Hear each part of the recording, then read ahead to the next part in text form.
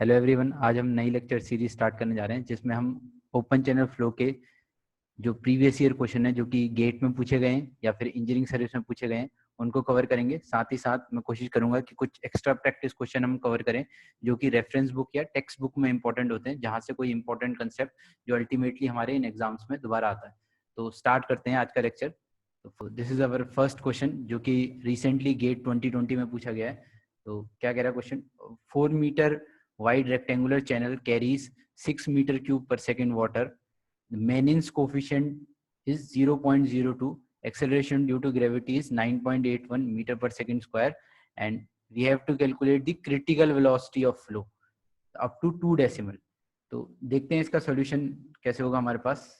तो अगर हम इसका सॉल्यूशन देखते हैं तो फर्स्ट हम देख लेते हैं क्या क्या गिवन है हमारे पास। विड्थ ऑफ द चैनल हमें गिवन है, discharge flowing through the channel हमें गिवन है, मेनिन्स कोफिशिएंट हमें गिवन है, plus acceleration due to gravity हमें पता ही होती है तो वो भी हमें गिवन है। साथ में हमें कैलकुलेट करना है कि वेलोसिटी, क्रिटिकल वेलोसिटी कितनी होगी, दैट इज जब हमारे पास फ्लो क्रिटिकल है उस कंडीशन में हमारे पास जो चैनल में फ्लो हो रहा है वो कितनी वेलोसिटी से फ्लो कर रहा है। तो फर्स्ट हम देख लेते हैं कि हमारे पास क्रिटिकल डेप्थ कितनी है। तो फॉर अ रेक्टेंगुलर चैनल हमें पता है कि क्रिटिकल डेप्थ का फॉर्मूला होता है Q²/G divide whole raise to power 1/3। जो हमारे पास यहाँ पे Q है, this is discharge per unit width. क्या होता है हमारे पास? Discharge per unit width. G is acceleration due to gravity and this is your critical depth. ये हमारे पास क्या है? क्रिटिकल डेप्थ है। क्रिटिकल जब हमारे पास फ्लो क्रिटिकल होगा उस सेक्शन में, दैट इज फ्राउड नंबर 1 होगा वहां पे, तो हमारे पास ये जो डेप्थ होगी इस डेप्थ पे हमारा फ्लो कर रहा होगा वाटर। तो Q अगर हमें यहाँ से कैलकुलेट करना है तो हमें capital Q is given, that is discharge हमें पता है, तो विड्थ भी हमें पता है, तो यहाँ से हम कैलकुलेट कर लेंगे स्मॉल q की वैल्यू, और g हमें गिवन है। तो अगर इस फॉर्मूले में हम डायरेक्टली पुट करते हैं तो yc will be equal to 6/4 whole raise to power 2 divide by 9.81 whole raise to power 1/3। यहाँ से कैलकुलेटर में पुट करोगे तो yc की वैल्यू जो हमें मिलेगी वो कितनी मिलेगी? 0.615 मीटर। तो दिस इज अवर yc। तो इस समय डेप्थ ऑफ फ्लो कितनी है हमारे पास? yc है। तो इस समय जो हमारे पास वेलोसिटी होगी चैनल में कितनी होगी? वो क्रिटिकल वेलोसिटी होगी। क्रिटिकल वेलोसिटी हम बहुत सारे तरीके हो सकते हैं कैलकुलेट करने के। जैसे एक तरीका हमारे पास ये हो सकता है कि critical velocity is equal to discharge upon area at the critical section. तो क्रिटिकल सेक्शन का एरिया हमें कैसे निकालेंगे? डिस्चार्ज हमें पता है, विड्थ तो कांस्टेंट रहेगी हमारे पास रेक्टेंगुलर चैनल की, डेप्थ ऑफ फ्लो इस समय हम क्या यूज कर लेंगे? yc यूज कर लेंगे। क्योंकि अगर एक रेक्टेंगुलर चैनल को मैं देखता हूँ यहाँ पे, तो जो मेरे पास विड्थ है दैट इज b, और अगर क्रिटिकल कंडीशन है तो क्रिटिकल कंडीशन में जैसे मैंने पहले बताया जो डेप्थ होगी फ्लो, वो किस डेप्थ में फ्लो कर रहा होगा? क्रिटिकल डेप्थ में फ्लो कर रहा होगा। तो यहाँ से अगर मैं वैल्यूज पुट करता हूँ 6/0.615 जो भी कैलकुलेट करिए, मल्टीप्लाइड बाय 4 जो मेरे पास विड्थ है इज इक्वल टू कितना निकल के आ रहा है? 2.44 मीटर पर सेकंड। तो ये हमारे पास आंसर है। 2 डेसिमल में आंसर देना था तो ये 2 डेसिमल में हमने आंसर प्रोवाइड किया है, तो ये आंसर हमें लिख के आना है। ठीक है, तो ये हमारा फर्स्ट क्वेश्चन है। साथ में इसमें देखो एक और स्टेप हो सकता है या एक और तरीका हो सकता है क्रिटिकल वेलोसिटी कैलकुलेट करने का। हम डायरेक्टली क्या करें? फ्राउड नंबर का यूज कर लें। फ्राउड नंबर किसी भी रेक्टेंगुलर चैनल के लिए कितना होगा? Froude number is equal to VC upon √G multiply by critical depth. यहाँ से हमें पता है कि क्रिटिकल कंडीशन के समय जो फ्राउड नंबर की वैल्यू होगी, दूसरे पेन से लिखते हैं, क्रिटिकल नंबर की जो जो फ्राउड नंबर की वैल्यू होगी वो कितनी होगी? यूनिटी होगी। देखो G हमें यहाँ पता है, YC हमें पता है, यहाँ से भी अगर मैं VC कैलकुलेट करूंगा तो सेम 2.44 मीटर पर सेकेंड निकल के आएगा। तो this is our first question. Next question की तरफ मूव करते हैं। ये हमारा सेकंड क्वेश्चन है जो रिसेंटली गेट 2020 में पूछा गया है। तो इस क्वेश्चन को पढ़ते हैं। Water flow at the rate of 12 metre cube per second in a 6 metre wide rectangular channel.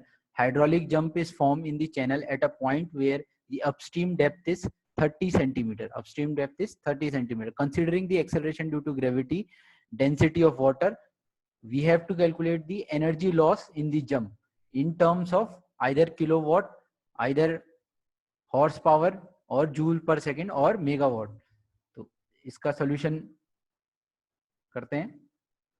तो हमें क्या क्या गिवन है पहले हम ये देख लेते हैं। हमें फर्स्ट थिंग जो हमें गिवन है दैट इज डिस्चार्ज हमें प्रोवाइड कर रखा है 12 मीटर क्यूब पर सेकेंड का, जो विड्थ गिवन है हमें 6 मीटर की विड्थ गिवन है हमें, जो depth of flow before the jump that is pre jump depth हमें गिवन है y1। तो यहाँ पे हम इसे मीटर में कन्वर्ट कर लेते हैं, दिस इज 0.3 मीटर हमें depth of the jump provided है। नेक्स्ट हम देखते हैं कि हम कैसे कैलकुलेट कर सकते हैं। तो फर्स्ट जो हमें चीज पता है कि अगर हम फॉर्मूला यहाँ पे देखते हैं, यहाँ पे मैं साइड में दूसरे पेन से फॉर्मूला लिखता हूँ, तो हमारे पास क्या होगा, energy loss in terms of head. जो हमें फॉर्मूला पता रहता है एनर्जी लॉस का in hydraulic jump, in terms of head पता होता है, y2 minus y1 whole cube divide by 4 y1 into y2। ठीक है, तो अब इस केस में अगर मैं देखता हूँ क्या क्या हमें गिवन है, हमें y1 पता है, सिमिलरली यहाँ पे भी y1 पता है, तो हमें जो चीज कैलकुलेट करनी है वो कितनी है, y2 को कैलकुलेट करना है हमें। तो हम y2 कैसे कैलकुलेट कर सकते हैं, हमें एक रिलेशन पता होता है यहाँ पे हाइड्रोलिक जंप के केस में अगर हम बात करें, तो एक रिलेशन तो हमें पता होता है 2q square upon g is equal to y1 into y2 multiply by y1 plus y2। तो यहाँ से भी हम क्या कर सकते हैं, y2 की वैल्यू कैलकुलेट कर सकते हैं जो हमें कैलकुलेट करनी है। पर प्रॉब्लम क्या है, यहाँ पे एक क्वाड्रेटिक इक्वेशन बनेगी और गेट में हमें पता है नए कैलकुलेटर जो इनबिल्ट कैलकुलेटर हमें प्रोवाइड करता है उसमें क्वाड्रेटिक इक्वेशन सॉल्व करना थोड़ा सा मुश्किल है, तो क्वाड्रेटिक इक्वेशन हमें मैनुअली सॉल्व करनी पड़ेगी। तो हम इस फॉर्मूले को यूज ना करके हम बेसिक्स पे जाएंगे थोड़ा सा। अगर बेसिक की तरफ हम देखेंगे तो हमारे पास फ्राउड नंबर हमें पता होता है कि फ्राउड नंबर जो होता है रेक्टेंगुलर चैनल में वो कितना होता है, v अपॉन अंडर रूट जी वाई। तो अगर फ्राउड नंबर की हम बात करते हैं तो यहाँ से हम क्या देख सकते हैं, वेलोसिटी को इन टर्म्स ऑफ स्मॉल क्यू लिख सकते हैं। अभी लास्ट क्वेश्चन में ही बताया था स्मॉल क्यू क्या होता है हमारे पास, तो वेलोसिटी को अगर मैं इन टर्म्स ऑफ स्मॉल क्यू लिखूंगा तो ये मेरे पास क्या हो जाएगा, एक रिलेशन निकल के आ जाएगा। अब देखो स्मॉल क्यू की वैल्यू अगेन कैलकुलेट कर सकते हैं, स्मॉल क्यू की वैल्यू कितनी होगी, क्यू बाय बी। क्यू हमें कितना गिवन है, यहाँ पे देखते हैं ऊपर कितना गिवन है, क्यू हमें 12 गिवन है और बी हमें कितना गिवन है, 6 गिवन है। तो q is your 12 and b is 6, तो यहाँ से 2 निकल के आ जाएगा। सिमिलरली बाकी टर्म्स की भी वैल्यू यहाँ पे y1 और y1 में पुट करूंगा तो Froude number at first section निकाल लेंगे हम। तो Froude number at first section अगर मैं कैलकुलेट करता हूँ तो मेरे पास जो Froude number at first section निकल के आएगा वो कितना आएगा, 3.886 फ्राउड नंबर निकल के आ रहा है।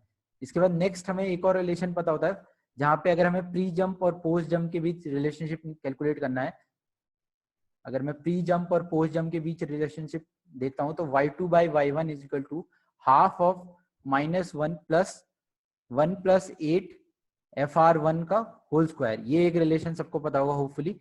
तो यहां से मैं क्या करूंगा, y2 की वैल्यू कैलकुलेट कर लूंगा। अभी देखो इस इक्वेशन में मैं देखता हूँ F1 FR1 या Froude number at first section मुझे पता है 3.88, सिमिलरली मुझे y1 पता है। तो देखो इस इक्वेशन में एक ही वेरिएबल रह गया, एक ही अननोन क्वांटिटी रह गई, दैट इज y2। तो y2 को मैं क्या करूंगा, डायरेक्टली पुट कर लूंगा फॉर्मूले में, बाकी चीजों को पुट करके y2 की वैल्यू कैलकुलेट कर लूंगा। तो जो y2 निकल के आएगा वो कितना ले आएगा, 1.505 मीटर।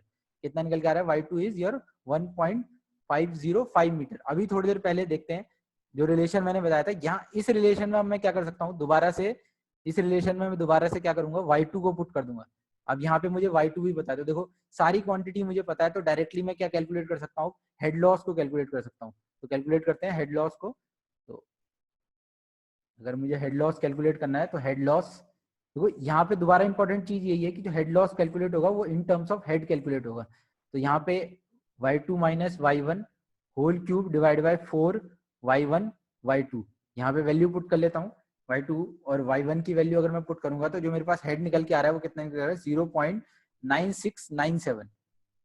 ठीक है, सिंपल बेसिक कैलकुलेटर में पुट करना है। इसके बाद देखो अभी ये क्वेश्चन सॉल्व नहीं हुआ यहाँ पे, क्योंकि जैसे मैंने पहले बोला था कि जो आंसर हमसे पूछा गया है वो आंसर किस किस टर्म्स में पूछा गया है, either we have to give answer in kilowatt और हॉर्स पावर और जूल पर सेकंड और मेगावाट।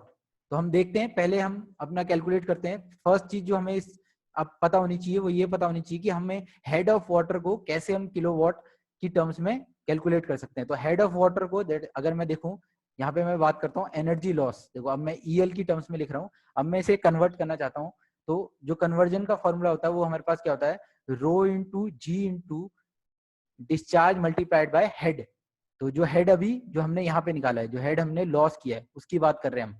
तो रो मुझे पता है density of water 1000 multiply by 9.81।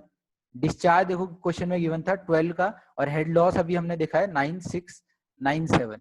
तो यहाँ से अगर मैं हेड लॉस की वैल्यू निकाल एनर्जी लॉस की वैल्यू निकालता हूँ तो वो निकल के आएगी 114153.26 वॉट। ठीक है, तो ये यूनिट क्या होगी, ये यूनिट सबको पता होनी चाहिए कितनी निकल के आएगी, वॉट। तो यहाँ इसे मैं 1000 से डिवाइड करता हूँ, 114153 किलो वॉट। तो ऑप्शंस में चेक करता हूँ कि मेरे पास ये आंसर गिवन है कि नहीं गिवन है। तो 114 अगर मैं यहाँ पे देखूंगा तो अगर इस ऑप्शन में मैं देखता हूँ कि 114.2 किलोवाट का मेरे को ऑप्शन गिवन है, option A will be our answer.